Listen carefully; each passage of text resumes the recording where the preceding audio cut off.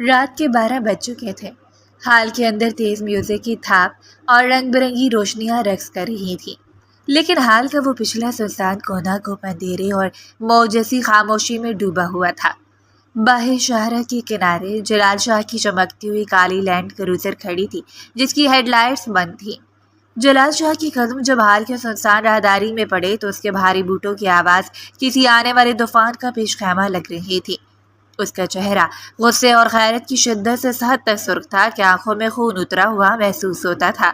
ہاتھ میں پکڑا ہوا اس کا اسمارٹ فون اس کی مضبوط گرفت کی وجہ سے چٹکنے والا ہو رہا تھا، جس کی سکرین پر ابھی بھی وہ ملعون ویڈیو پلے ہو رہی تھی جو چند منٹ پہلے کسی آوارہ لڑکے نے اسے بھیجی تھی۔ ویڈیو میں ایمن نشے کی حالت میں لڑکھڑا رہی تھی۔ اس کے بال بکھرے ہوئے تھے اور پس منظر میں کچھ اوباش لڑکے اس پر فکرے کس رہے تھے۔ ارے دیکھو یار، یہ تو جلال شاہ کی منگیتر ہے، کیا پٹاخہ ہے۔ یہ الفاظ جلال کے کانوں میں پگھلے ہوئے شیشے کی طرح اتر رہے تھے اور اس کے اندر ایک ایسا لاوا پکا رہے تھے جو پورے شہر کو جلا کر راکھ کر سکتا تھا۔ اس کی غیرت، اس کی خاندانی انا اور سب سے بڑھ کر اس کی وہ محبت جسے اس نے ہمیشہ اپنے سخت رویے کے پیچھے چھپا کے رکھا تھا، آج تماشا بن چکی تھی۔ وہ جیسے سنسان اور تاریک کونے میں پہنچا، وہاں کا منظر دیکھ کر جلال کے دل کی دھڑکن ایک پل کے لیے رکی اور اگلے ہی پل اس کا خون کھول اٹھا۔ ایمن اس کے بڑے بابا کی لاڈلی شاہجی حویلی کی سب سے ذہین مگر معصوم لڑکی وہاں ایک پرانے صوفے پر نیم بے ہوشی کی حالت میں ڈھیر تھی۔ اس کی پشت پر گہرا نیلا ریشمی ساڑی کا پلو ایک طرف گرا ہوا تھا، جیسے اس کی گوڑھی پیٹھ اندھیرے میں بھی چمک رہی تھی۔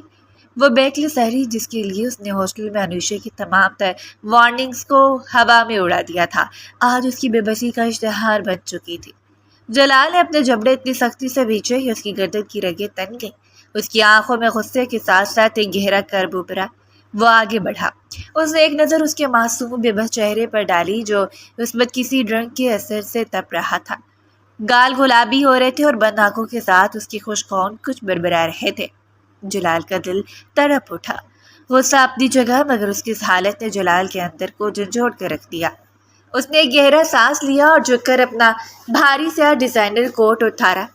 نہایت بے رحمی سے مگر ایک عجیب سے اپنائیت کے ساتھ اس نے وہ کوٹ ایمن کے ننگے وجود پر ڈال دیا تاکہ اس کا ایک انچ بھی کسی اور کی گندی نظروں کا شکار نہ ہو سکے۔ ایمن، جلال کی بھاری روبدار آواز اس سنسان کونے میں گونجی مگر ایمن کی طرف سے کوئی جواب نہ آیا، بس اس کے ہونٹوں سے ایک دھیمی سی سسکی نکلی۔ جلال نے مزید ایک سیکنڈ بھی ضائع نہیں کیا۔ اس نے جھک کر ایک ہاتھ اس کی نازک کمر کے نیچے اور دوسرا اس کے گھٹنوں کے نیچے رکھا اور اسے ایک ہی جھٹکے میں اپنی مضبوط آہنی گود میں اٹھا لیا۔ ایمن کا نازک جسم اس کے چوڑے وجود کے سامنے کسی پھول کی مانند تھا۔ جیسے وہ اس کی چوڑی چھاتی سے لگی، اس کی سانسوں میں جلال کے مہنگے پرفیوم کی تیز مردانہ خوشبو اتری۔ ممنوعہ مشروب کے اثر میں دھت ایمن نے مدہوشی کے عالم میں اپنی بھاری پلکیں اٹھانے کی ناکام کوشش کی۔ اس کا ایک ہاتھ خود بخود حرکت میں آیا، جلال کے مضبوط چوڑے کندھے سے ہوتا ہوا اس کے چہرے تک جا پہنچا۔ اس کی نرم مخملی انگلیاں جلال کی گھنی اور کھردری داڑھی پر رینگنے لگے۔ جلال شاہ کا پورا وجود اس کے اس ناگہانی لمس سے منجمد ہو گیا۔ اس کے بڑھتے قدم وہیں رک گیا اور اس کی تیز اٹھابی آنکھیں ایمن کے چہرے پر ٹک گئی۔ ایمن نے اپنی آنکھ کھلی مخمور آنکھوں سے جلال کے غسیلے اور تنے ہوئے چہرے کو دیکھا۔ اس کے ہونٹوں پر ایک معصوم سا پاؤٹ بنا اور وہ اپنی دھیمی لڑکھڑاتی آواز میں بڑبڑائی، امی، یہ فلم کا ہیروئن والا گنڈا مجھے کہاں لے جا رہا ہے؟ اس کی شکل دیکھو، کتنی ڈراؤنی ہے نا، بالکل ہٹلر جیسی۔ جلال شاہ کی آنکھوں میں غصے کی چمک اور گہری ہو گئی۔ اس لڑکی کو اس وقت بھی اپنی جان کی فکر نہیں تھی۔ اسے اس بات کا احساس تک نہیں تھا کہ وہ کس قدر خطرناک ماحول سے نکل کر آئی ہے اور اب اسے گنڈا کہہ رہی تھی۔ جلال نے اپنے دانت کچکچائے۔ تمہاری یہ زبان کل صبح کاٹوں گا میں ایمن، اسے دل میں سوچا اور اپنے قدم تیز کر دیے۔ وہ اسے گود میں لیے حال کے بھی دروازہ سے باہر نکلا، جہاں رات کی سرد ہوا کا ایک تیز جھونکا ان سے ٹکرایا۔ ایمن نے کبھی کے احساس سے سہم کر اپنے وجود کو جلال کے چوڑے سینے میں مزید چھپا لیا، جیسے وہ دنیا کی سب سے محفوظ پناہ گاہ ہو۔ جلال نے اس پر اپنی گرفت اور مضبوط کر لی۔ وہ اپنی چمکتی ہوئی کالی لینڈ کروزر کے پاس پہنچا، ریموٹ سے گاڑی ان لاک کی اور بائیں ہاتھ سے فرنٹ سیٹ کا دروازہ کھولا۔ جلال نے ایمن کو اندر منتقل کرنا شروع کیا۔ غصے کی شدت اور تبش میں اس کا انداز کچھ ایسا تھا جیسے اسے سیٹ پر پٹکنے لگا، لیکن جیسے ایمن کا سر گاڑی کے اوپر لوہے کے فریم سے ٹکرانے لگا، جلال کی محبت بھرا احساس جاگا۔ اس نے بجلی کی سی تیزی سے اپنا بھاری مضبوط ہاتھ ایمن کے سر کے پیچھے رکھ دیا تاکہ اسے خراش تک نہ آئے۔ اس کا اپنا ہاتھ گاڑی کے فریم سے ٹکرایا مگر اسے اس درد کا احساس تک نہ ہوا۔ ایمن آرام سے سیٹ پر نیم دراز ہو گئی۔ اس کا سر سیٹ کی پشت سے ٹکا ہوا تھا اور جلال کا آدھا وجود گاڑی کے اندر اس کے اوپر جھکا ہوا تھا۔ اس پوزیشن میں دونوں کے درمیان فاصلہ بالکل ختم ہو چکا تھا۔ گاڑی کے اندر کی مدھم زد لائٹ ایمن کے چہرے کو روشن کر رہی تھی، جس پر بکھری زلفیں ایک عجیب سا جادو جگا رہی تھیں۔ اس کے سرخ گیلے ہونٹ ہلکے سے کھلے ہوئے تھے اور وہ مسلسل مدہوشی میں کچھ گنگنا رہی تھی۔ جلال کا غصہ، اس کی انا، اس کا چودھریوں والا رعب، سب اس لمحے جیسے ریت کی دیوار ثابت ہوئے۔ وہ بے قابو ہو گیا۔ اس نے اپنی زندگی میں کبھی کسی عورت کو خود پر اس طرح حاوی ہوتے نہیں دیکھا تھا، اور ایمن تو اس کی منگیتر تھی، اس کے بڑے بابا کا فیصلہ اور اس کے دل کی پوشیدہ تمنا تھی۔ جلال کی انگلیاں خود بخود حرکت میں آئیں۔ اس نے نہایت نرمی سے اپنے تمام تر غصے کو بھلا کر ایمن کے گلابی گرم گالوں پر ہاتھ پھیرا۔ اس کا لمس اتنا گرم اور مخملی تھا کہ جلال کے پورے وجود میں کرنٹ سا دوڑ گیا۔ ایمن نے جلال کے ہاتھ کی تبش محسوس کرتے ہوئے اپنے گال کو اس کے ہتھیلی پر مزید ٹکا دیا اور اس کے ہونٹوں سے پھر کوئی مبہم سا فکرہ نکلنے لگا۔ لالا، آپ بہت برے ہیں۔ جلال نے اپنے جذبات پر قابو پانے کے لیے اپنے نچلے ہونٹ کو دانتوں تلے دبایا۔ وہ مزید بے قابو ہو رہا تھا۔ اس نے جھک کر اپنی شہادت کی انگلی ایمن کے گیلے مخروطی سرخ ہونٹوں پر رکھ دی، جیسے وہ اسے خاموش رہنے کا حکم دے رہا ہو، یا شاید اپنے دل کی بے ترتیبی کو اس سے چھپانا چاہ رہا ہو۔ اس کی انگلی کا ایمن کے ہونٹوں سے چھونا ایک ایسا سحر انگیز لمحہ تھا جہاں وقت تھم گیا تھا۔ جلال کا سانس تیز اور بھاری ہو گیا۔ اس کی نظریں ایمن کے ہونٹوں سے ہوتی ہوئی اس کی بند لمبی پلکوں پر جم گئیں۔ تو مجھے پاگل کر دو گی ایمن شاہ، اس نے انتہائی دھیمی سرگوش نما آواز میں کہا، جس میں غصے سے زیادہ ایک تڑپ اور والہانہ پن تھا۔ لیکن پھر اچانک حال کے اندر سے آنے والے میوزک کی تیز آواز نے اسے حقیقت کی دنیا میں واپس لا پٹکا۔ اسے یاد آیا کہ یہ لڑکی کہاں سے آئی ہے، کس حال میں ملی ہے، اور اگر وہ آج وقت پر نہ پہنچتا تو آوارہ لڑکے اس کے ساتھ کیا کر سکتے تھے۔ یہ سوچتے ہی جلال کا غصہ ایک بار پھر پوری آب و تاب کے ساتھ لوٹ آیا۔ اس نے جھٹکے سے اپنا ہاتھ پیچھے کھینچا جیسے وہ کسی دہکتے ہوئے کوئلے کو چھو گیا ہو۔ اس نے ایمن کے اوپر سے اپنا وجود ہٹایا، اس کے چہرے پر پڑتے بالوں کو جھٹکا اور اپنی روبدار سرد اور کٹیلی آواز میں کہا، تمہاری یہ ہیروئن گری کل صبح نکالوں گا۔ ایمن، جلال شاہ جب تمہارا یہ نشہ اتارے گا اور تمہیں اندازہ ہوگا کہ تم نے شاہجی خاندان کی پگڑی کے ساتھ کیا کیا ہے۔ اس نے گاڑی کا دروازہ اتنی زور سے بند کیا کہ اس کی گونج دور تک سنائی تھی۔ جلال تیز قدموں سے چکر کاٹ کر دوسری طرف آیا، ڈرائیونگ سیٹ پر بیٹھا اور چابی گھمائی۔ اس نے گسیلی نظر سوئی ہوئی ایمن پر ڈالی جب جلال کے بڑے کوٹ میں خود کو سمیٹے گہری بے فکر نیند کی وادیوں میں اتر چکی تھی، بالکل بے خبر کہ اس کے پیچھے کیا طوفان اٹھ کھڑا ہوا ہے۔ جلال نے گیئر بدلا، ایکسیلیٹر پر زور سے پاؤں رکھا اور کالی لینڈ کروزر شاہجی حویلی کی طرف کسی طوفان کی طرح دوڑنے لگی۔ چند ماہ قبل شام کا وقت تھا اور حویلی کا پورا شہر روایتی جوائنٹ فیملی کے ہنگامے سے گونج رہا تھا۔ پکے سرخ فرش پر مٹی کے گھروں کا ٹھنڈا پانی چھڑکا گیا تھا، جس سے مٹی کی سوندھی سوندھی خوشبو ہوا میں رچی ہوئی تھی۔ ایک طرف چاچی اور تائی جان پیتل کی بڑی کیتلی سے چائے انڈیل رہی تھی، جبکہ کزنس کا پورا گروپ چارپائیوں اور مونڈوں پر براجمان تھا۔ ماحول بظاہر پرسکون تھا، لیکن یہ صرف اس طوفان سے پہلے کی خاموشی تھی جو ایمن شاہ لانے والی تھی۔ ایمن اور اس کی کزن انوشیا صحن کے مرکز میں کھڑی تھی۔ دونوں کے چہروں پر ایک عجیب سی ضد اور گھبراہٹ کا امتزاج تھا۔ ایمن نے اپنے دوپٹے کو کمر پر سختی سے باندھ رکھا تھا، جو اس بات کی علامت تھا کہ وہ آج آر یا پار کی جنگ لڑنے آئی ہے۔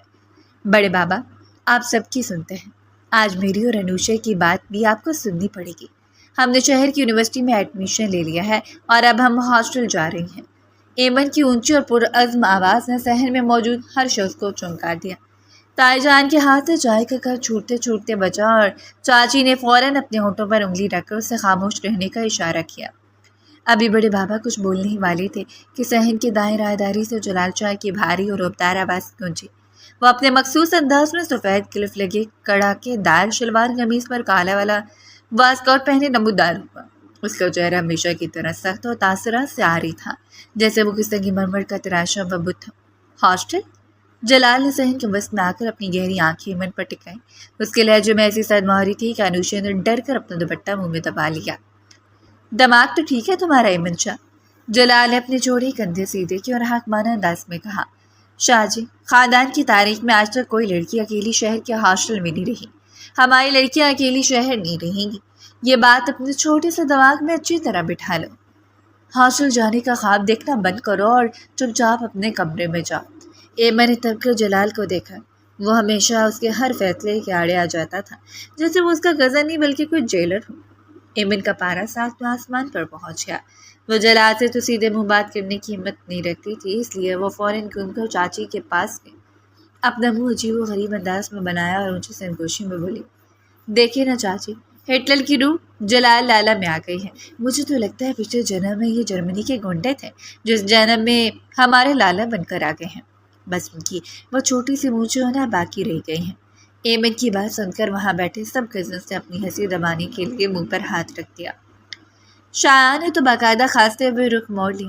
جلال شاہ نے اپنے جبڑے اتنی سختی سے بھینچے کہ اس کے چہرے کی ہڈیاں نمایاں ہو گئیں۔ اس کی آنکھوں سے جیسے شرارے نکلنے لگے۔ اس نے ایک قدم آگے بڑھایا اور اپنے بھاری کٹیلی آواز میں غرا کر کہا، ایمن زبان کو لگام دو ورنہ میں… بڑے بابا بچائیں مجھے۔ ایمن نے جلال کو اپنی طرف بڑھتے دیکھا تو اس کی ساری بہادری ہوا ہو گئی۔ وہ بجلی کی تیزی سے بھاگی اور صحن کے صدر مقام پر رکھی ہوئی بڑی آرام دہ کرسی پر بیٹھے بڑے بابا کے پیچھے جا کر چھپ گئی۔ اس نے بڑے بابا کے سفید کرتے کو مضبوطی سے پکڑ لیا اور وہاں سے جلال کو چرانے کے لیے ہلکی سی زبان باہر نکالی۔ جلال غصے سے پاگل ہونے والا تھا، مگر جیسے ہی اس کی نظر بڑے بابا پر پڑی اس کے قدم وہیں جم گئے۔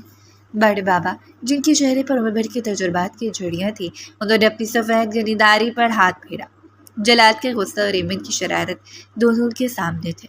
انہوں نے اپنے ہاتھ میں پکڑی ہوئی آبنوس کی قیمتی لاٹھی کو اٹھایا اور پورے جاؤ جلال کے ساتھ فرش پر مارا۔ لاٹھی کی وہ ایک آواز پورے صحن میں کسی دھماکے کی طرح گونجی۔ سب کزن، تائی، چاچی اور یہاں تک کہ جلال بھی بالکل ساکت ہو گیا۔ صحن پر ایک گہرا سکوت طاری ہو گیا۔ بڑے بابا نے اپنی گہری روبدار آواز میں جلال کی طرف دیکھا اور کہا، بس بہت ہو گئی بحث۔ جلال، میری بات کان کھول کر سن لو۔ دور بدل چکے ہیں اور ہماری بیٹیاں اگر پڑھنا چاہتی ہیں تو شاہ جی خاندان کے راستے کی دیوار نہیں بنے گا۔ لڑکیاں پڑھنے جائیں گی۔ جلال، یہ میرا حکم ہے۔ بڑے بابا کا حکم حتمی تھا۔ حویلی میں کسی کی مجال نہیں تھی کہ ان کے فیصلے کے سامنے اف بھی کر سکے۔ جلال شاہ نے گہری سانس لی۔ اس کے ہاتھ کی مٹھیاں اتنی سختی سے بھیج گئیں کہ اس کے ناخن ہتھیلی میں چبھنے لگے۔ اس کا دل چاہ رہا تھا کہ وہ اس وقت ایمن کو اٹھا کر کمرے میں بند کر دے، مگر بڑے بابا کے احترام اور ان کے حکم کے آگے وہ بالکل بے بس تھا۔ اس نے ایک آخری انتہائی سرد اور غصیلی نظر بڑے بابا کے پیچھے چھپی ایمن پر ڈالی، جس کے چہرے پر اس وقت ایک فاتحانہ اور شوق مسکراہٹ سج چکی تھی۔ جیسا آپ کا حکم بڑے بابا، جلال نے انتہائی ضبط سے کام لیتے ہوئے کہا۔ اس کی آواز میں جھنجھلاہٹ صاف ظاہر تھی۔ وہ تیزی سے مڑا اور باہر نکل گیا، مگر جاتے جاتے اس کے ذہن میں ایک بات پکی ہو چکی تھی۔ ایمن شاہ، تم ہاسٹل تو جا رہی ہو مگر میری نظروں سے دور نہیں جا سکتی۔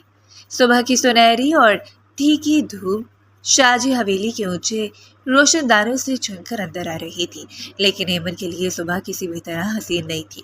جیسے اس نے بوجھل پلکیں کھولی، اس کے سر میں درد کی ایک اتنی شدید لہر اٹھی جیسے کوئی اس کے دماغ کے اندر لوہے کے ہتھوڑے برسا رہا ہو۔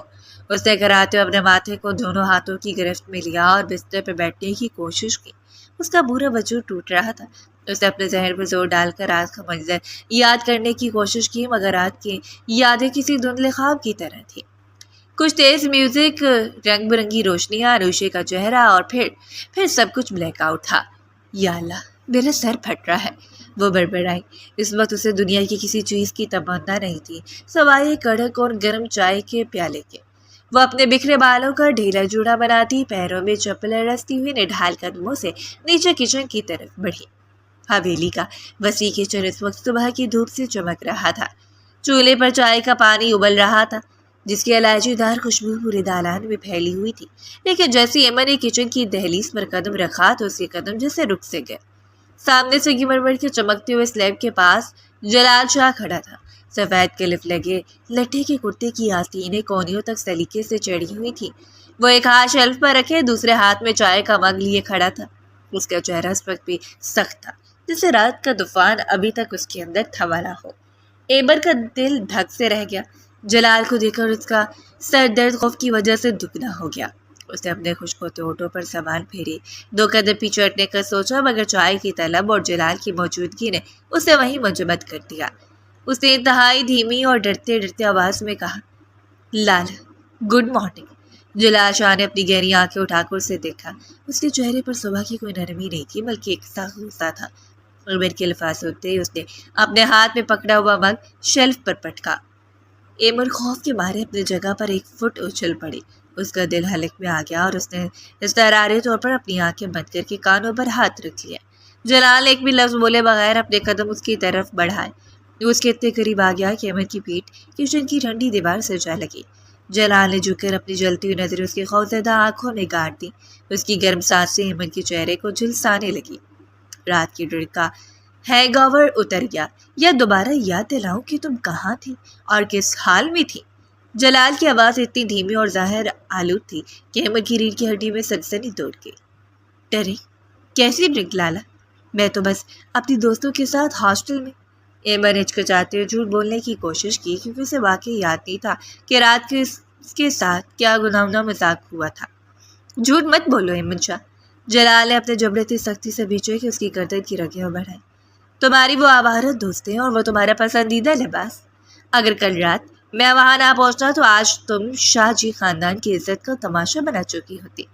ایمن خوف سے کانپنے لگی۔ جلال کا غصہ اس وقت عروج پر تھا، اسے کچو چبان جانے والی نظروں سے دیکھ رہا تھا۔ جلال کا ہاتھ دیوار پر ایمن کے چہرے کے بالکل قریب ٹکا ہوا تھا، جسے دونوں کے درمیان فاصلہ نہ ہونے کے برابر تھا۔ ابھی جلال کچھ اور کہنے ہی والا تھا کہ اچانک کچن کے باہر سے چاچی کی اونچی آواز گونجی، ارے جلال پتر، چائے بن گئی کیا؟ بڑے بابا ڈائننگ ٹیبل پر بیٹھ کے ہیں۔ چاچی کی قدموں کی آواز سنتے ہی جلال چائے کا پورا انداز 1 سیکنڈ کے 1000ویں حصے میں بدل گیا۔ وہ فوراً 2 قدم پیچھے ہٹا۔ اس نے اپنی آستینیں سیدھی کی، مگر اس کا روڈ اور روکھا انداز برقرار رہا۔ جیسے چاچی کچن میں داخل ہوئی، جلال نے ایمن کو ایک آخری ہٹیلی اور گھورتی ہوئی نظر سے دیکھا اور فوراً بات بدلتی اونچی آواز میں چاچی سے مخاطب ہوا، چاچی اس لڑکی کو کہیں کہ چائے میں چینی ذرا کم رکھا کرے، بالکل اس کے اپنے دماغ کی طرح تیز ہے۔ بندہ چائے پیتا ہے، کوئی زہر کا پیالہ نہیں جو صبح صبح حلق میں اتارے۔ ایمن نے حیرت و صدمے سے اپنی بڑی بڑی آنکھیں پھاڑ کر جلال کو دیکھا۔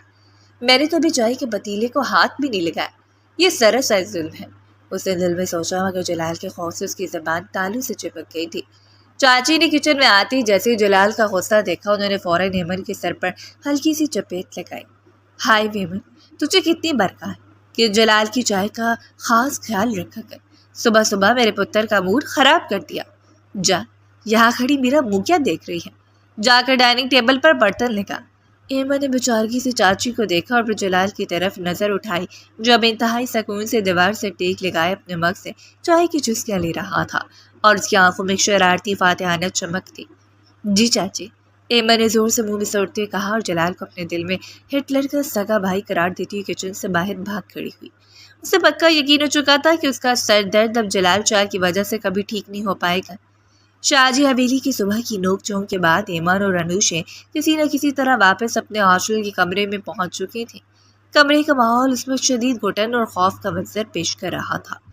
باہر دھوپ تیز تھی، مگر ہاسٹل کے اس بند کمرے میں انوشے کے چہرے کا رنگ پیلا پڑ چکا تھا، اور وہ کمرے میں دائیں سے بائیں مسلسل چکر کاٹ رہی تھی، جیسے کوئی قیدی اپنی سزا کے اعلان کا انتظار کر رہا ہو۔ ایمن جو ابھی بھی اپنے سر درد سے بری طرح نجات نہیں پا سکی تھی، وہ بیڈ پر بیٹھی حیرت اور الجھن سے انوشے کی حالت دیکھ رہی تھی۔ انوشے، خدا کے لیے رک جاؤ، تم صبح سے اس طرح گول گول گھوم رہی ہو، کیا میرا سر درد کے مارے گھومنے لگا ہے؟ آخر بات کیا ہے؟ لالا نے صبح کچن میں مجھ پر غصہ نکالا، وہ تو سمجھ آتا ہے کیونکہ پیدائش ہٹلر ہے، مگر تم کیوں اس طرح کانپ رہی ہو؟ ایمن نے بیڈ سے تکیا اٹھا کر اپنی گود میں رکھتے ہوئے پوچھا۔ انوشا اچانک رکی، اس کے ماتھے پر پسینے کی بوندیں چمک رہی تھیں۔ اس نے آگے بڑھ کر کمرے کا دروازہ اندر سے لاک کیا اور ایمن کے بالکل قریب بیڈ پر بیٹھ گئی۔ اس نے ایمن کے دونوں ہاتھ اپنے کانپتے ہاتھوں میں لے۔ ایمن، تمہیں کچھ بھی یاد نہیں ہے نا؟ رات پارٹی میں کیا ہوا تھا؟ تمہیں کچھ اندازہ ہے؟ انوشا کی آواز خوف سے لرز رہی تھی۔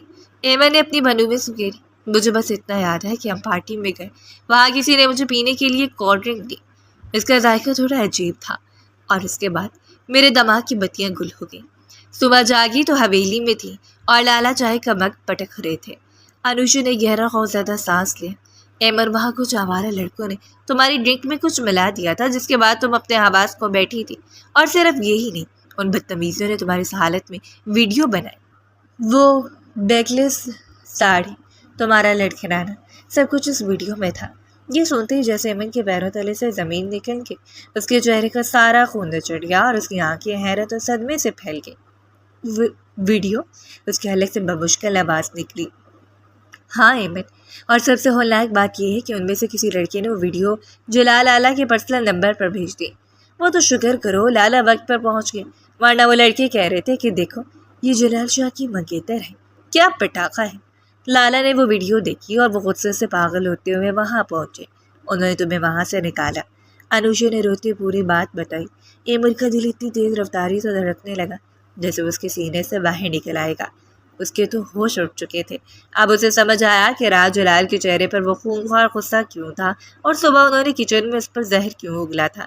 جلال شاہ، جس کی غیرت کے قصے پورے علاقے میں مشہور تھے، اس کی منگیتر کی ایسی ویڈیو کسی غیر مرد کے پاس چلی گئی تھی۔ یا اللہ، اب میرا کیا ہوگا؟ لالا مجھے زندہ نہیں چھوڑیں گے۔ ایمن نے خوف سے اپنے چہرے کو ہاتھوں میں چھپا لیا۔ ابھی وہ دونوں اس خوف کے دلدل میں ڈوبی رہی تھی کہ اچانک بیڈ پر رکھا ایمن کا فون رنگ کرنے لگا۔ سکرین پر جلال لالا چمک رہا تھا۔ فون کی رنگ ٹون اس وقت موت کا پروانہ لگ رہی تھی۔ ایمن نے خوفزدہ نظروں سے انوشے کو دیکھا۔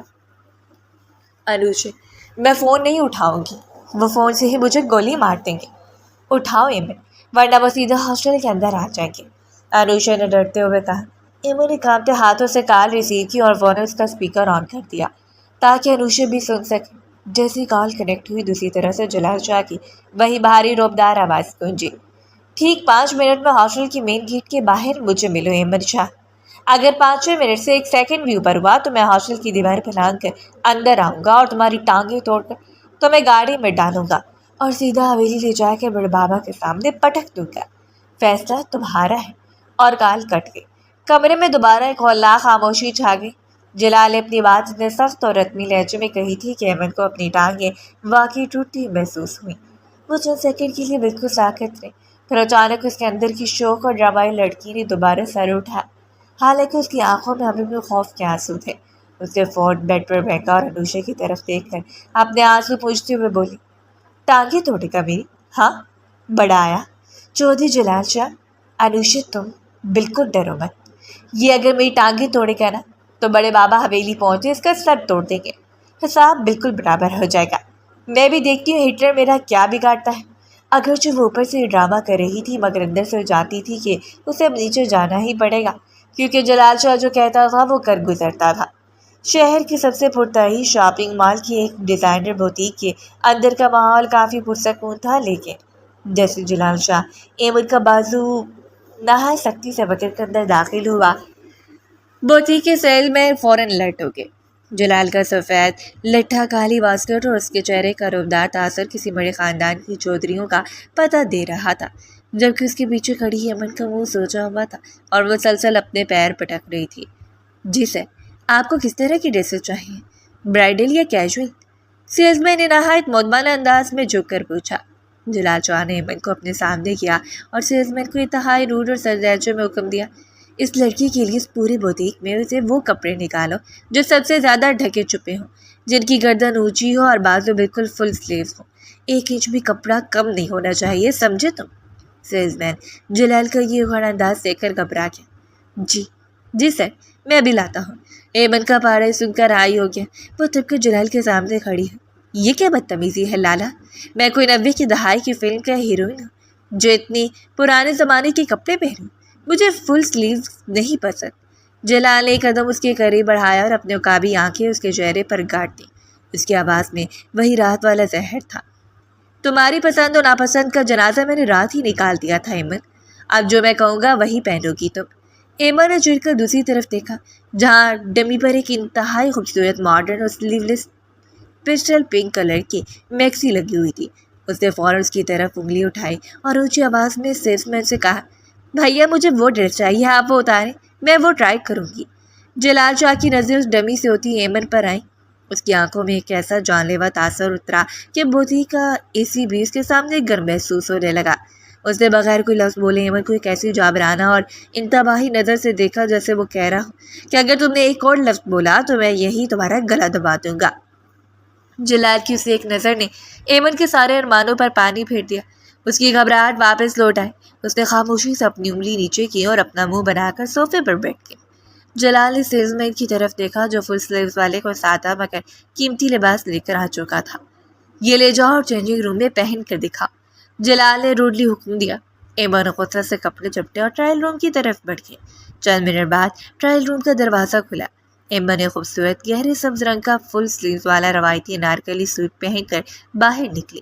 لباس سادہ تھا مگر ایمن کی گوری رنگت پر وہ ہرا رنگ اس طرح کھل رہا تھا جیسے خزاں کے بعد پہلی بارش کا پہلا پتا ہو۔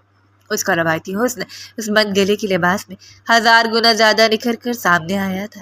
جلال جو صوفے پر بیٹھا اپنے فون میں کچھ دیکھ رہا تھا، اس نے جیسے ہی سر اٹھایا اس کی نظریں ایمن پر جم کر رہ گئیں۔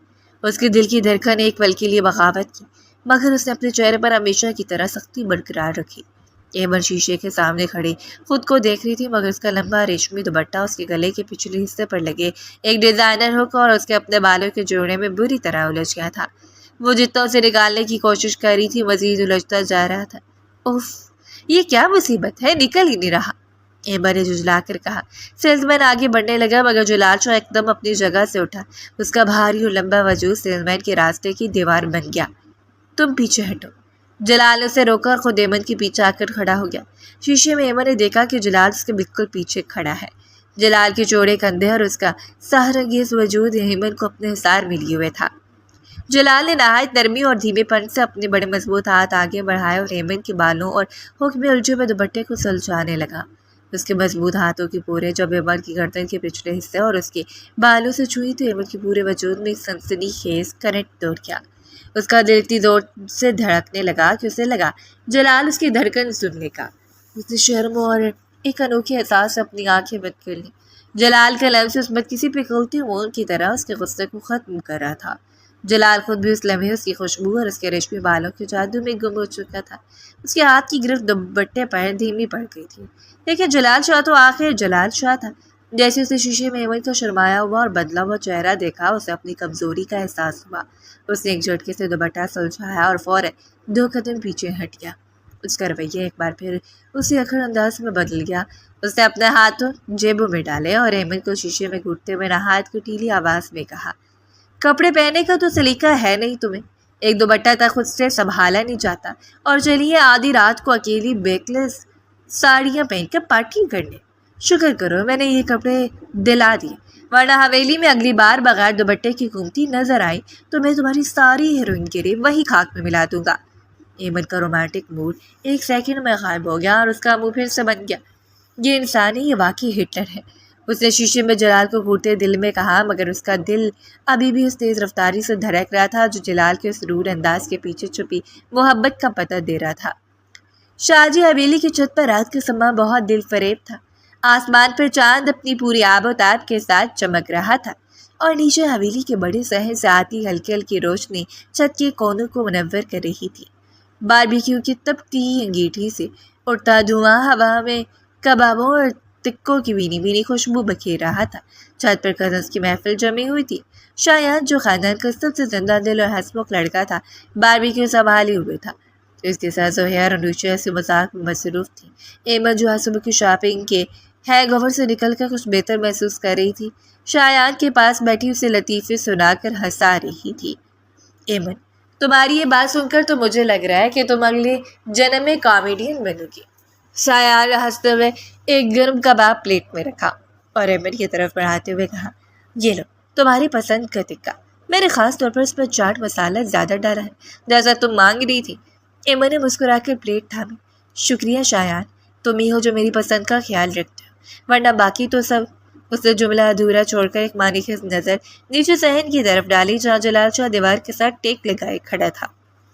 جلال شاہ جس وقت اپنے حویلی کے امور میں مصروف نظر آتا تھا دراصل اپنی تمام توجہ چھت کے اس کونے پر مرکوز کیے ہوئے تھا۔ اس کی عقابی آنکھیں شایان کی ہر حرکت اور ایمن کی ہر مسکراہٹ کو نوٹ کر رہی تھی۔ جب اس نے دیکھا کہ شایان ایمن کے کتنے قریب بیٹھے ہیں اور دونوں کے درمیان ہنسی مذاق کا سلسلہ ختم ہونے کا نام نہیں لے رہا تو جلال کے اندر کا عاطف شاہ پھٹنے کے قریب پہنچ گیا۔ اس کی مٹھیاں خود بخود بیچ گئی۔ وہ اپنے آپ کو وہاں سے ہٹانے کی کوشش کر رہا تھا، لیکن اس کی غیرت اور اس کے دل کی وہ عجیب سی پرجسمنس اسے چین سے بیٹھنے نہیں دے رہی تھی۔ بدتمیز لڑکی، اسے کیا لگتا ہے کہ وہ کسی غیر مرد کے ساتھ بیٹھ کر کہکے لگائے گی اور میں دیکھتا رہوں گا؟ جلال نے اپنے دانت کچکچایا اور ایک زوردار قدم اٹھاتے ہوئے سیڑھیوں کی طرف بڑھ گیا۔ جلال کا چھت پر آنا کسی طوفان کی آمد جیسا تھا۔ اس کی بھاری بوٹوں کی آواز سن کر محفل میں ایک لمحے کے لیے خاموشی چھا گئی۔ ایمن اور شایان نے سر اٹھا کر دیکھا۔ جلال سیدھا شایان کی طرف بڑھا، جس کے ہاتھ میں ابھی بھی وہ پلیٹ تھی جس میں وہ مزید تکے نکال رہا تھا۔ جلال نے نہایت روڈلی اور غصیلے انداز میں شایان کے ہاتھ سے پلیٹ چھینی۔ تم کب سے ہاں باربیکیو کرنے لگے ہو؟ نیچے مہمان آئے ہوئے اور تم یہاں ایمن کے ساتھ ڈرامے کر رہے ہو؟ شایان حیرانی سے جلال کو دیکھنے لگا۔ لالا، میں تو بس… اس سے پہلے کہ شایان اپنی بات مکمل کرتا، جلال نے پلیٹ میں سے ایک ٹکا اٹھایا اور غصے میں اسے اپنے منہ میں ڈال لیا، جیسے وہ کباب نہیں شایان کو کھا رہا ہو۔ اس نے ایمن کی طرف ایک تیکھی نظر ڈالی اور پھر شایان کو کوٹتے بولا، شایان جاؤ نیچے، بڑے بابا بلا رہے ہیں۔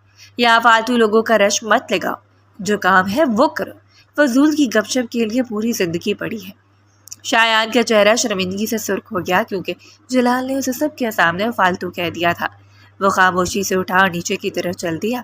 ایمن جس نے جلال کے رویہ دیکھا اسے غصہ آ گیا۔ وہ جانتی تھی کہ جلال صرف جیلس ہو رہا ہے۔ ایمن اپنی جگہ سے اٹھ کر جلال کے پاس آ کر کھڑی ہوئی۔ وہ جلال سے زیادہ چھوٹی تھی مگر اس کی آنکھوں میں ایک شرارت تھی۔ اس نے مسکرا کر جلال کی طرف دیکھا اور طنزیہ انداز میں پوچھا، لالا آپ کو مرچیں لگی ہیں کیا؟ میں صرف شایان سے بات کر رہی تھی، آپ کو اتنی جلن کیوں ہو رہی ہے؟ جلال جو ابھی پلیٹ ہاتھ میں پکڑے اسے کھا رہا تھا، ایمن کی بات سن کر ٹھٹک گیا۔ اس نے پلیٹ زور سے میز پر رکھی اور ایمن کے بالکل قریب آ کر اپنی بھاری اور غصیلی آواز میں بولا، ہاں ایمن، تمہاری بدتمیزی اور تمہاری یہ بے جا آزادی کی مرچیں لگی ہیں۔ تمہیں کیا لگتا ہے تم جس کے ساتھ چاہو گی بیٹھ کر ہنستی رہو گی اور میں چپ چاپ دیکھتا رہوں گا؟ یاد رکھو تم اب شاہجی خاندان کی ہونے والی بہو ہو، کوئی عام ہاسٹل کی لڑکی نہیں۔ اس کا لہجہ اتنا شدید تھا کہ ایمن کی لبوں کی مسکراہٹ ایک لمحے کے لیے مات پڑ گئی۔ جلال کی آنکھوں میں غصہ نہیں تھا بلکہ ایک ایسی تڑپ تھی جو ایمن کو اندر تک ہلا گئی۔ ایمن نے نظریں جھکا لی لیکن اس کے ہونٹوں پر ایک ہلکے سے مسکراہٹ دوبارہ نمودار ہو گئی۔ وہ جان گئی تھی کہ جلال لالا کے ضرور رویے کے پیچھے وہی پرانا محافظ اور حساس جلال چھپا ہے جو اس کی کسی بھی اور کے ساتھ قربت برداشت نہیں کر سکتا۔ اچھا بابا، آئندہ نہیں کروں گی، اس نے دھیمی آواز میں کہا۔ جلال اسے ایک آخری گوری دی اور وہاں سے مڑ گیا۔ وہ نیچے جا رہا تھا مگر اس کے قدموں کی دھمک چھت پر موجود ہر شخص کو یہ بتا رہی تھی کہ آج کی محفل کا سارا مزہ جلال شاہ کا غصہ لے اڑا ہے۔ ایمن وہیں کھڑی اسے جاتے ہوئے دیکھتی رہی اور اس کا دل جلال کے چہلس پر اندر ہی اندر خوش ہو رہا تھا۔ شاہجی حویلی کا لاؤنج جو اپنے وسیع و عریض آرائشوں اور خاندانی وقار کے لیے جانا جاتا تھا، آج شام کو زیادہ ہی جگمگا رہا تھا۔ بڑے بابا جو شاہجی خاندان کی ریڑھ کی ہڈی تھے اپنے مخصوص تخت نما صوفے پر براجمان تھے۔ ان کے ارد گرد خاندان کے تمام افراد موجود تھے، تائی جان، چاچی، شایان، زویا اور باقی کا ماحول میں پراسرار خوشی کا احساس تھا جیسے کوئی بڑا فیصلہ ہونے والا ہو۔ جلال شاہ جو اس وقت کمرے کے کونے میں کھڑا دیوار سے ٹیک لگائے اپنی تسبیح گھما رہا تھا، انتہائی سنجیدہ اور بے تاثر دکھائی دے رہا تھا۔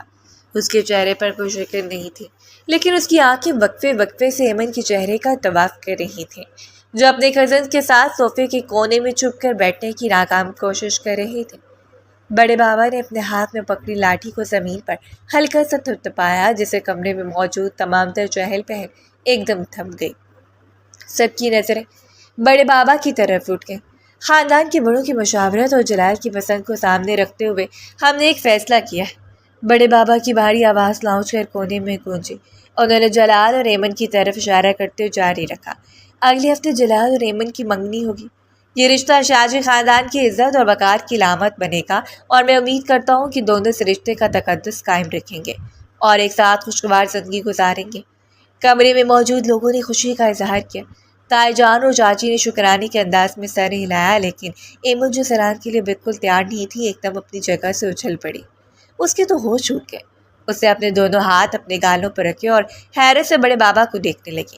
وہ صوفے سے اٹھی، اپنے لباس کو درست کیا اور بڑے بابا کے پاس پہنچ کر ایسے منہ بنایا جیسے وہ بڑی مصیبت میں گرفتار ہو گئی ہو۔ بڑے بابا، ایمن کی آواز مخصوص شوخی اور شکایت تھی جو صرف وہی کر سکتی تھی۔ اس نے جلال کی طرف اشارہ کیا جو ابھی بھی اپنی جگہ پتھر کی طرح ساکت کھڑا تھا۔ بڑے بابا، یہ ظلم ہے، انصاف کا قتل ہے۔ یہ ہٹلر مجھ پر ظلم کرے گا۔ آپ کو اندازہ نہیں ہے کہ مجھے روز نہار منہ غصہ دکھاتا ہے، میری ہر بات پر اس سے تنقید کرنی ہوتی ہے۔ ابھی تو میں آزاد ہوں تو میرا یہ حال کرتا ہے۔ کل کو جب میں اس کی منگیتر بن گئی تو یہ مجھے روز ناشتے میں ڈانٹ اور دوپہر میں غصے کی ڈوز دے گا۔ کمرے میں ایک لمحے کا سناٹا چھایا اور پھر قزز کی ہنسی کا ایک طوفان اٹھا۔ شایان اپنی ہنسی ضبط کرتی کرسی سے گرتے گرتے بچا، یہاں تک کہ تائی جان اور چاچی بھی اپنی مسکراہٹ نہ چھپا سکی۔ ایمن کی یہ بات کہ جلال اسے نہار منہ غصہ دکھاتا ہے نے پورے لاؤنج کا موڈ ہلکا پھلکا کر دیا تھا۔ جلال شاہ جو اپنی جگہ سے ہلا بھی نہیں تھا، ایمن کی ان باتوں کو بڑے غور اور ایک عجیب سی عقیدت سے سن رہا تھا۔ وہ آہستہ آہستہ اپنی جگہ سے اٹھا۔ اس کے قدموں میں ایک ایسا رو تھا کہ ہنستے ہوئے قزز ایک دم خاموش ہو گئے۔ وہ چلتا ہوا ایمن کے بالکل پاس آ کر رک گیا۔ اس کا قد ایمن سے کافی لمبا تھا، جس کی وجہ سے اسے ایمن کو تھوڑا سا جھک کر دیکھنا پڑا۔ لاؤنج میں خاموشی چھا گئی۔ اب سب کو انتظار تھا کہ جلال اس طنزیہ اور شوخ حملے کا کیا جواب دے گا۔ جلال نے اپنی تسبیح جیب میں رکھی اور ایمن کے قریب جھک کر اس کی آنکھوں میں دیکھتے ہوئے انتہائی دھیمی مگر روبدار اور پرعزم آواز میں کہا، جس کی گونج صرف ایمن کے کانوں تک ہی نہیں بلکہ پورے کمرے تک پہنچی، تمہاری یہ شکایتیں اور ڈرامے سب اپنی جگہ ہیں ہمیشہ، مگر سن لو، منگنی تو ہو کر رہے گی اور یہ فیصلہ بدلنے کی ہمت کسی میں نہیں ہے۔ تم نے کہا نا کہ میں تمہیں غصہ دکھاتا ہوں، تو اب تیار ہو جاؤ، کیونکہ منگنی کے بعد تم حویلی کی قید میں آنے والی ہو، جہاں تمہیں میری ہر بات ماننی پڑے گی۔ اب تم صرف ایمن نہیں بلکہ مس ایمن جلال شاہ بننے کی تیاری کر لو۔ جلال کی آواز میں کوئی مزاح نہیں تھا، وہ بہت سنجیدہ اور حتمی تھا۔ اس کے الفاظ کے اندر ایک ایسا مالکانہ پن تھا جس نے ایمن کو ایک لمحے کے لیے ساکت کر دیا۔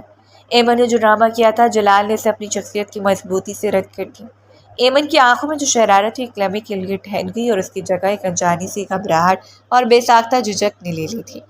اس نے جلال کی ان گہری آنکھوں میں دیکھا جس پر کسی سمندر کی طرح پرسکون مگر گہرے تھے۔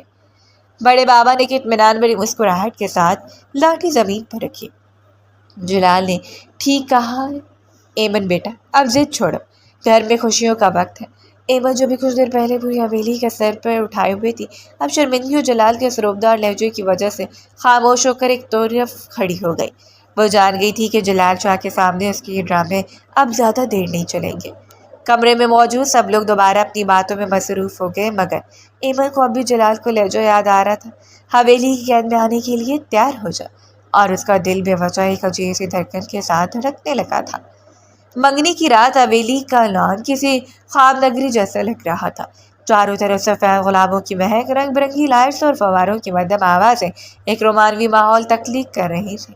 مہمانوں کا ہجوم تھا۔ کزنز کا گروپ ڈانس فلور پر کسی پرانی فلم کے گانے پر تھڑک رہا تھا اور ماحول میں خوشیوں کا شور تھا۔ ایمن جو اپنی بھاری بھرکم عروسی جوڑے اور گلے میں سجے ہیروں کے سیٹ پہ کسی بڑی سے کم نہیں لگ رہی تھی، ایک طرف خاموشی سے کھڑی پانی کا گلاس پی رہی تھی۔ اس کا دل ابھی بھی اسی دھڑکن کے ساتھ دھڑک رہا تھا جو اس نے جلال کے ہاتھوں انگوٹھی پہنتے وقت محسوس کی تھی۔ اس کی نظریں لاشعوری طور پر جلال کو ڈھونڈ رہی تھیں جو تھوڑی دیر پہلے مہمانوں میں گھرا ہوا تھا۔ تبھی کسی نے اس کی کلائی کو آہستگی سے پکڑا۔ وہ جلال تھا۔ اس کا ٹچ جو پہلے ہمیشہ روبدار اور کسی گرفت جیسا ہوتا تھا، آج رات عجیب حد تک نرم اور گرم تھا۔ میرے ساتھ چلو، جلال نے صرف اتنا کہا۔ اس کی آواز میں وہی روب تھا مگر آج اس میں حکم سے زیادہ ایک التجا چھپی تھی۔ ایمن نے کچھ کہنا چاہا مگر جلال نے اسے موقع نہیں دیا اور اسے لان کے آخری کونے میں لے گیا جہاں ایک پرانا آم کا درخت تھا اور وہاں روشنی بہت کم تھی۔ وہ ایک دوسرے سے تھوڑا دور ہو گئے۔ ایمن نے اپنا ہاتھ چرایا اور جلال کی طرف مڑ کر چڑھتے ہوئے بولے، اب کیا کہنے ہیں آپ کو لالا؟ آپ نے منگنی کی انگوٹھی تو پہنا دی، اب کیا کوئی نیا حکم صادر کرنا ہے یا کوئی نیا رول بتانا ہے؟ پہلے ہی میں آپ کی ان ڈانٹ ڈپٹ سے تنگ آ چکی ہوں۔ جلال شاہ جو ہمیشہ اپنے روڈ انداز کے پیچھے خود کو چھپاتا تھا آج خاموش تھا۔ اس نے اپنے جیب میں ہاتھ ڈالے اور درخت کی شاخوں کی طرف دیکھتے ایک لمبا اور گہرا سانس لیا۔ اس کے چہرے پر وہ سخت اثرات نہیں تھے جو ہمیشہ ہوتے ہیں۔ آج اس کی آنکھوں میں ایک ایسی نمی اور گہرائی تھی جسے ایمن نے پہلے کبھی نہیں دیکھا تھا۔ وہ آہستہ سے پلٹا اور ایمن کی طرف دیکھا۔ اس نے اپنا ہاتھ بڑھایا اور ایمن کی ٹھوڑی کو ہلکا سا اوپر کیا۔ تمہیں کیا لگتا ہے ایمن؟ جلال کی آواز اتنی دھیمی تھی کہ اسے سننے کے لیے ایمن کو اس کے قریب ہونا پڑا۔ تمہیں لگتا ہے کہ میں واقعی اتنا روڈ ہوں جتنا خود کو ظاہر کرتا ہوں؟ کیا تمہیں سچ میں لگتا ہے کہ صرف روب جمانے کے لیے ہے؟ ایمن کا دل ایک پل کے لیے دھڑکنا بھول گیا۔ اسے جلال کی آنکھوں میں دیکھا جہاں کوئی غصہ نہیں تھا، صرف ایک شدید تکلیف اور پیار کا سمندر تھا۔ جلال نے اس کا ہاتھ تھاما، اس بار بہت نرمی سے۔ اس کی انگلیاں ایمن کی ہتھیلی پر رینگ رہی تھیں۔ اس رات جب مجھے وہ ویڈیو ملی، جلال نے بات شروع کی، اس کی آواز میں پہلی بار کپکپاہٹ محسوس ہوئی۔ تمہیں کیا لگتا ہے مجھے غصہ آیا تھا؟ نہیں ایمن، میں مرا جا رہا تھا، مجھے لگا کہ میں اپنی پوری زندگی کھو رہا ہوں۔ وہ آوارہ لڑکی، وہ بے بسی، وہ تمہاری حالت۔ اگر میں وقت پر نہ پہنچتا، اگر میں نے ذرا سی بھی دیر کی ہوتی تو شاید میں خود کو کبھی معاف نہ کر پاتا۔ ایمن کی آنکھیں بھر آئیں۔ اسے یاد آیا کہ کیسے جلال نے اسے وہاں سے نکالا تھا، کیسے اس نے اس گاڑی میں بٹھاتے ہوئے اپنا ہاتھ اس کے سر کے نیچے رکھا تھا تاکہ اسے چوٹ نہ لگے۔ وہ جیسے ہٹلر کہتی تھی، آج اسے ہٹلر کی آنکھوں میں اپنے لیے بے پناہ تحفظ اور محبت نظر آ رہی تھی۔ میں روڈ ہوں ایمن، میں سخت گیر ہوں، کیونکہ میں نے اس حویلی کی ذمہ داریاں اٹھائی ہیں، لیکن تمہارے معاملے میں صرف ایک دیوانہ ہوں۔ جلال اس کے قریب جھک کر اسے کان کے پاس سرگوشی کی۔ تم صرف میری ہو۔ جلال کی گرم سانسیں ایمن کے چہرے کو چھو رہی تھی۔ ایمن سے بالکل ساکت تھی، اس کا وجود جلال کے سحر میں جکڑا ہوا تھا۔ جلال نے آہستہ سے اپنا ہاتھ ایمن کے گال پر رکھا اور اسے تپتپاتے ہوئے کہا، تم صرف میری ہو ایمن۔ یہ حق، یہ رشتہ، یہ منگنی صرف کاغذوں کے معاہدہ نہیں، مجھے اپنی چیزوں کی حفاظت کرنا آتی ہے، اور تم میری سب سے قیمتی چیز ہو۔ جب میں تمہیں کسی اور کے ساتھ ہنستے ہوئے دیکھتا ہوں، یا جب میں سوچتا ہوں کہ کسی نے تمہیں غلط نظر سے دیکھا ہوگا، تو میرا دل کرتا ہے کہ میں دنیا چلا دوں۔ ایمن کی آنکھوں سے ایک آنسو گال پر لڑک آئے۔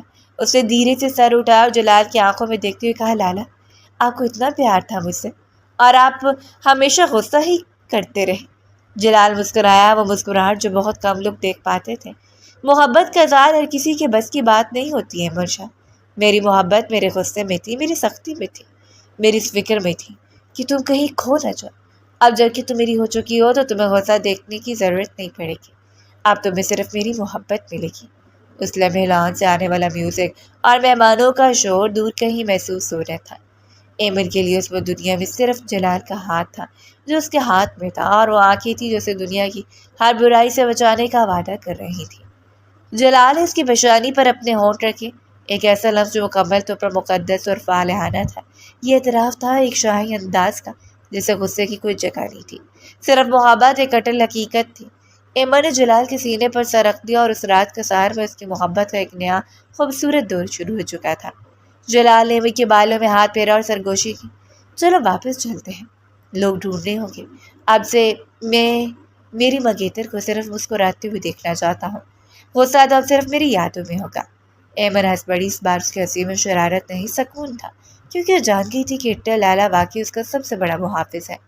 شاہ جی، حویلی کا لان آج رات ستاروں کی روشنی سے زیادہ خود اپنی رونقوں میں نہایا ہوا تھا۔ منگنی کی تقریبات کا ہنگامہ اپنے عروج پر تھا، اور اب وقت تھا اس رات کو یادگار منانے کا، یعنی پوری فیملی کی ایک ایسی تصویر جو آنے والے برسوں تک حویلی کی دیواروں کی زینت بنی رہے۔ لان کے وسط میں فوٹوگرافر جو ایک پرانے زمانے کا کیمرہ اور ٹرائیپاڈ سنبھالے ہوئے تھا، اپنی پوری کوشش میں لگا تھا کہ شاہ جی خاندان کے تمام افراد کو ایک فریم میں فٹ کر سکے۔ لیکن جیسا کہ جوائنٹ فیملی سسٹم میں ہوتا ہے، ہر کوئی اپنی اپنی مرضی کا اینگل تلاش کر رہا تھا۔ ارے شایان، ذرا دائیں طرف ہو جاؤ، تمہارا سر ایمن کے چہرے پر آ رہا ہے۔ فوٹوگرافر نے ماتھے کا پسینہ پونچھتے ہوئے کہا، لالا تھوڑا سا مسکرا دیں، آپ ایسے کھڑے ہیں جیسے کوئی عدالتی فیصلہ سنانے والے ہوں۔ زویا نے جلال کو چھیڑتے ہوئے کہا۔ جلال چودھری سفید رنگ کی شیروانی میں کسی شہزادے سے کم نہیں لگ رہا تھا، اپنی جگہ بالکل مورد کی طرح ساکت کھڑا تھا۔ اس کی ایک طرف ایمن تھی جس نے گہرا سرخ اور سنہری کام والا لہنگا پہن رکھا تھا۔ وہ اپنی جگہ پر ہل رہی تھی، کبھی اپنی جویلری ٹھیک کرتی تو کبھی جلال کے کوٹ کے بٹن سے چھیڑ چھاڑ کرتی۔ ایمن سیدھی کھڑی رہو، جلال نے اپنے ہاتھوں کو جمبش دیے بغیر دھیمی آواز میں کہا۔ ایمن نے آنکھیں مٹ گئیں۔ کیوں لالا؟ تصویر ہے، کوئی پاسپورٹ سائز نہیں کہ اتنے روڈ بن کر کھڑے ہونا ضروری ہے۔ بڑے بابا جو سب سے آگے کرسی پر براجمان تھے نے اپنی لاٹھی پر ہاتھ رکھتے ہوئے ہنستے ہوئے کہا، ہو جانے دو ایک اچھی سی تصویر۔ جلال، ایمن کو تھوڑا سکون سے کھڑے ہونا دو۔ فوٹوگرافر نے کیمرے کے پیچھے سے آواز لگائی، جی سب تیار، 1 2 3۔ جیسے فوٹوگرافر نے 3 کہا، ایمن کے ذہن میں شرارت کا ایسا طوفان آیا جسے اسے خاموش نہ بیٹھنے دیا۔ اسے جلال کا وہ رویہ، وہ ہٹلر والی آتے وہ سارے ڈرامے یاد آ گئے جو اس نے پچھلے کچھ دنوں میں کیے تھے۔ اس نے ایک لمحے کی بھی دیر کیے بغیر اپنے بھاری اور قیمتی سینڈل کی ایڑی جلال کے چمکتے جوتے پر پوری طاقت سے رکھ دی۔ جلال جو کیمرے کے سامنے بالکل پرسکون اور حاکمانہ انداز میں کھڑا تھا، اسے اچانک درد کی توقع نہیں تھی۔ اس کے پیر کی ہڈی جیسے سن ہو گئی، اس کا چہرہ درد سے تلملا گیا، اس کی آنکھیں باہر کو نکلنے لگیں اور اس کی مٹھیاں خود بخود گھس گئیں۔ وہ چیخنے والا تھا کہ اسے یاد آیا کہ سامنے کیمرہ اور پوری فیملی دیکھ رہی ہے۔ اس نے اپنے دانت اتنی سختی سے بھینچے کہ اس کے جبڑے کی ہڈی باہر کو ابھر آئی۔ اس نے ایک بڑی مصنوعی مسکراہٹ اپنے چہرے پر زبردستی سجائی، جیسے وہ دنیا کا سب سے خوش انسان ہو۔ فوٹوگرافر نے بٹن دبایا اور تصویر کھنچ چکی تھی، مگر جلال کی تکلیف ابھی بھی برقرار تھی۔ فوٹوگرافر جب اوکے کہا تو جلال نے ایک لمبا سانس لی۔ سب لوگ ایک دوسرے سے باتیں کرنے لگے، مگر جلال نے اپنی جگہ نہیں بدلی۔ وہ تیزی سے ایمن کے قریب ہوا، اس کا ہاتھ پکڑا اور اسے سب سے دور ایک کونے میں کھینچ لے گیا۔ ایمن ہنس رہی تھی، اس کے چہرے پر فاتحانہ مسکراہٹ تھی۔ کیا ہوا لالا؟ تصویر تو بہت اچھی آئی ہوگی، آپ کی مسکراہٹ بہت پیاری تھی۔ جلال جو ابھی بھی درد سے پیر کو ہلکا سا ہلا رہا تھا، ایمن کے کان کے قریب جھکا۔ اس کی آواز میں ایک ایسی طرب اور ایک ایسی دھمکی تھی جس نے ایمن کی ہنسی ایک سیکنڈ میں روک دی۔ بہت مزہ آیا ہے نا؟ جلال نے دھیمی سرگوشی نما مگر شدید آواز میں کہا۔ یہ پیر پر جو ایڑی رکھی ہے اس کا ایک ایک پل کا بدلہ میں ہانی مون پر لوں گا، تب تم رو کر مجھ سے معافی مانگو گی اور میں تب بھی تمہیں نہیں چھوڑوں گا۔ ایمن کا چہرہ شرمندگی سے سرخ ہو گیا۔ اس نے سوچا تھا کہ اسے چھیڑے گی، مگر جلال کا جواب، دھمکی اور اس کے اندر چھپا رومانٹک پہلو دیکھ کر اس کا دل تیزی سے دھڑکنے لگا۔ وہ شرما کر زمین کی طرف دیکھنے لگی اور اس کے ہونٹوں پر ایک معصوم سی مسکراہٹ پھیل گئی۔ دور سے شایان آواز لگائی، لالا، ایمن کی طرح غائب ہو گئے، چلو اب گھر چلنے کا وقت ہو گیا۔ جلال سیدھا ہوا، اس نے اپنا لباس ٹھیک کیا اور دوبارہ وہی جلال شاہ والا روبدار انداز اپنا لیا۔ اس نے ایمن کی طرف دیکھا جس کی نظریں ابھی بھی جھکی ہوئی تھیں۔ اس نے اپنا ہاتھ آگے بڑھایا۔ ایمن ہچکچاتے اپنا ہاتھ اس کے مضبوط ہاتھ میں تھاما۔ جلال اس کا ہاتھ تھامے اسے اپنی طرف کھینچا اور اپنی سائڈ پر چلنے کا اشارہ کیا۔ وہ دونوں لان سے واپس حویلی کی طرف جا رہے تھے۔ پیچھے خاندان کے باقی لوگ ہنستے کھیلتے اپنی اپنی گاڑیوں کی طرف بڑھ رہے تھے۔ حویلی کے دروازے پر پہنچ کر جلال نے ایک بار پھر ایمن کی طرف دیکھا۔ اس کی آنکھوں میں ساری محبت تھی جو اس نے کبھی زبان سے نہیں بتائی تھی۔ ابھی تو صرف شروعات ہے ایمن شاہ، اس نے دھیمی آواز میں کہا۔ ایمن نے مسکرا کر جلال کی طرف دیکھا، اس کے دل میں کوئی خوف نہیں تھا۔ وہ جانتی تھی کہ ہٹلر لالا اب اس کا جیون ساتھی ہے، اس کا محافظ ہے اور اس کا وہ پیار ہے جس کی اسے ہمیشہ تلاش تھی۔ فوٹوگرافر کے کیمرے میں محفوظ ہونے والی وہ آخری تصویر جس میں جلال کی مصنوعی مسکراہٹ اور ایمن کے چہرے پر چھائی شرمندگی تھی، ان کی آنے والی زندگی کا خوبصورت آغاز بن چکی تھی۔ حویلی کی مدھم روشنی میں ان دونوں کا سایہ ایک دوسرے میں ضم ہو رہا تھا، جیسے دو روحیں اب ہمیشہ کے لیے ایک ہو چکی ہوں۔